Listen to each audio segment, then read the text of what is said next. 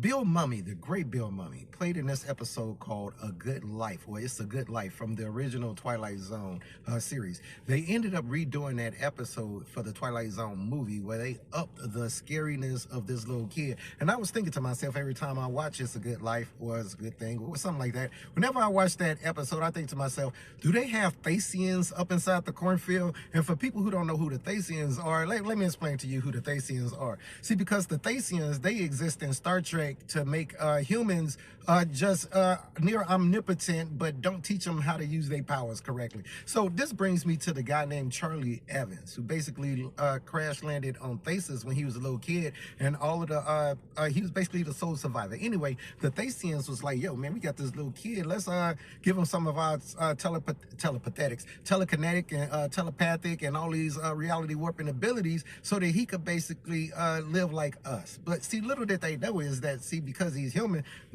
he's gonna get rescued one day. So the Antares ended up rescuing this little dude, man, and they was like, yo man, we gonna have to get this dude to the Enterprise real quick, fast, and in a hurry. And I'm gonna have to say that captain was real bogus for not even trying to brief Captain Kirk about what this little kid was capable of. But see, the thing about Charlie Evans is this: although Charlie Evans has the near omnipotence of the Thasians, man, he got the mentality of a immature little kid. So basically, think about having a little kid running around on your ship that you can do absolutely nothing about because he has reality warping, telekinesis, telekinetics, and all of that. And he could basically do anything he wants. Now, the thing about this little kid is, though, this little Charlie Evans from the episode Charlie X, I believe it was the second episode of the first season.